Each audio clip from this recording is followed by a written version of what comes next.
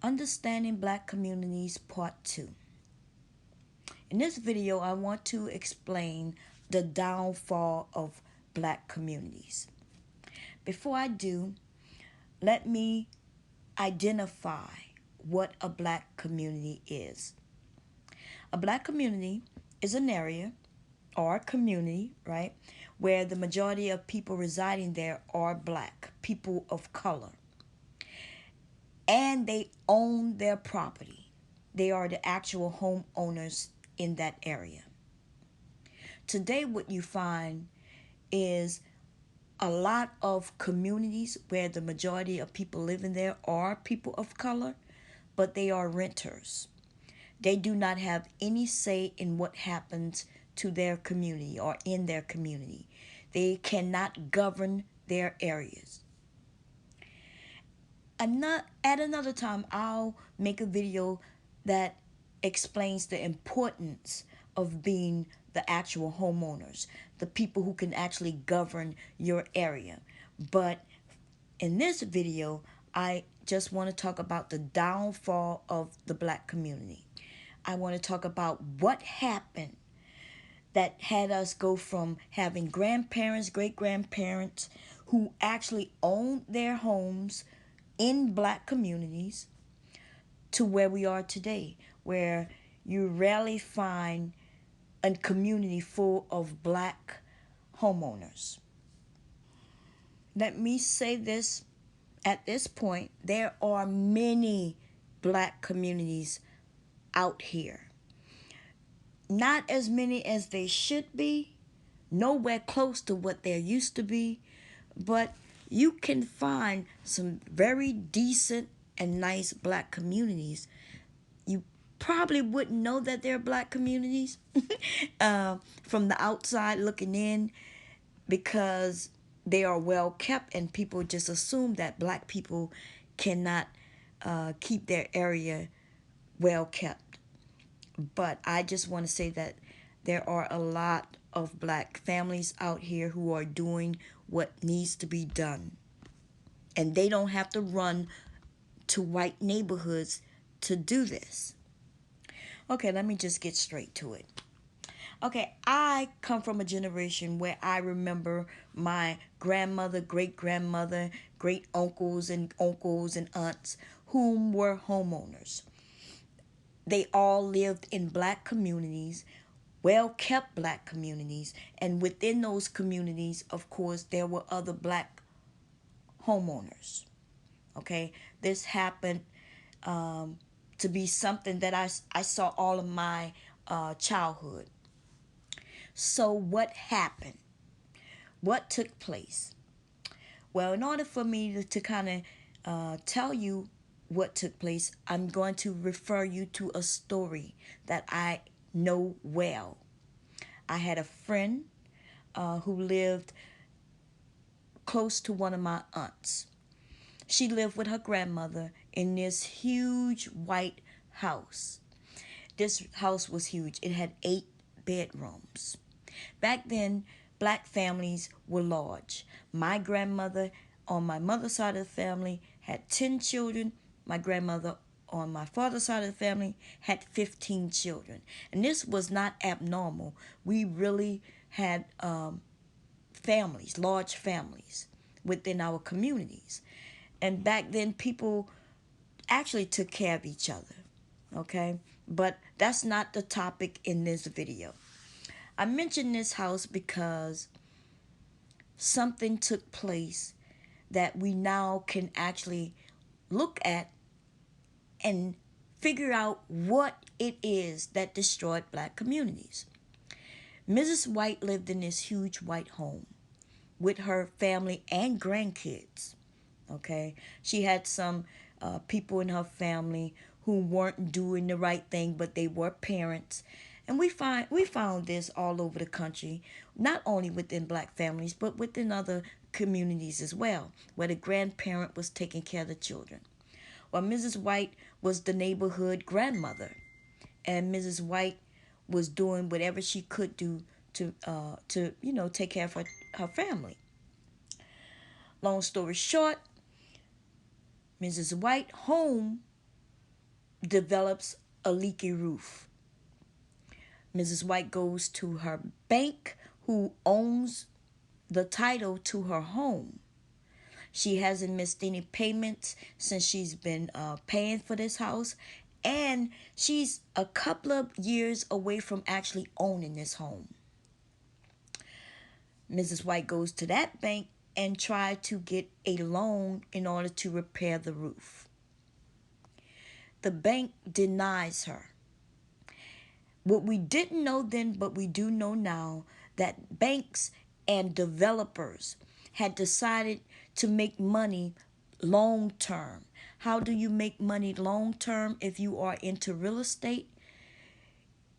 Especially after you have already sold homes, you actually decide that you want to become the landlords. So there are a lot of black communities where the homeowners were black and the banks decided to foreclose on homes even when the payments were on time. How did they do that?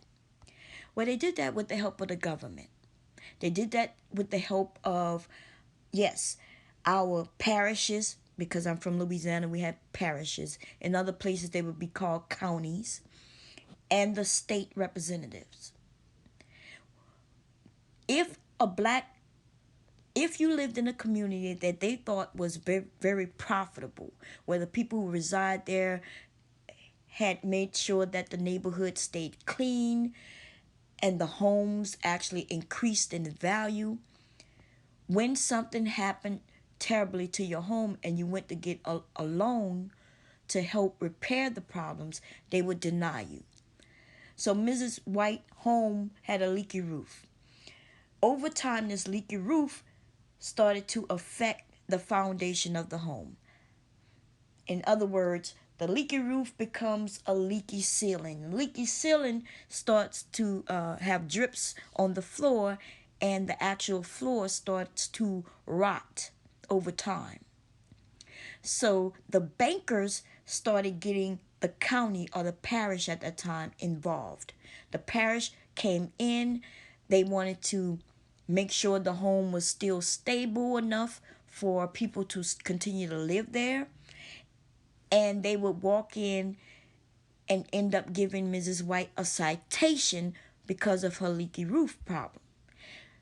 Mrs. White couldn't afford to get the roof repaired, and she definitely could not afford to pay citations.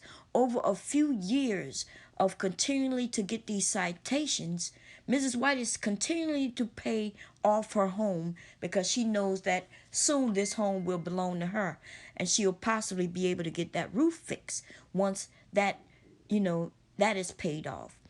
But the parish decides to get involved because the citations haven't been getting paid. Mrs. White owed over $2,000 to the parish, and they place a lien on her home.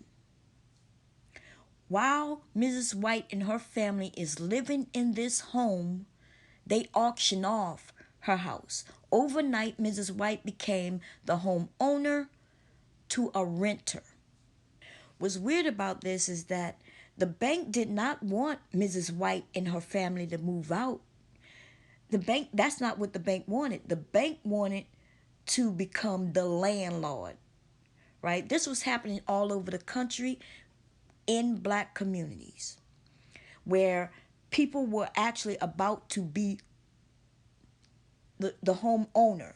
They actually were paying off their homes when someone would come in and take over the home. Even if the home was paid off, they would come up with ways to be able to take the property. By issuing citations, they actually used the government to take property from black people. Okay, so once you are no longer the homeowner, now you are a renter. You now have a landlord who can make money off you every single month. Of course, the lease or mortgage increased because now you are a renter. The banks do not want to move families out because they see that these particular families within this neighborhood are taking care of the property.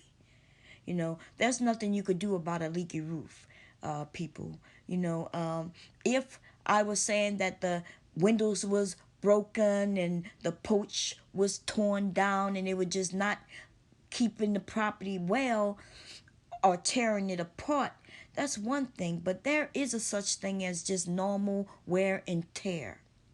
Roofs give up after a while, especially back then. Today, you can purchase a roof, they guarantee it for 20, 30 years. Back then, that wasn't the case.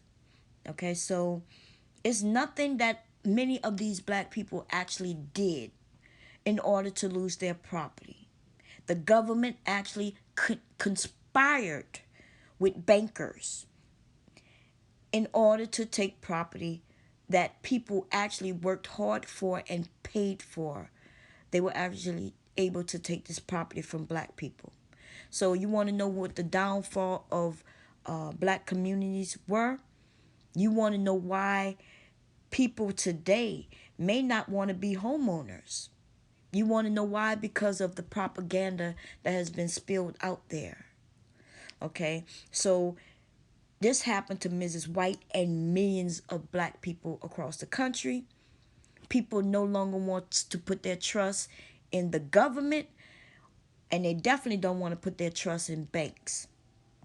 How does that benefit banks? How does that benefit the government? Well, they have convinced black people that voting doesn't help you, and also that dealing with banks is safer to keep your money in your mattress. And both of these things today are very harmful to black people. We need to rethink the situations based on today's economics, and today's entire situation. Okay, my time is up. I'm a little over 10 minutes. I hope you all enjoyed this episode of Black Understanding Black Communities, and I hope you stay around for part 3. One love.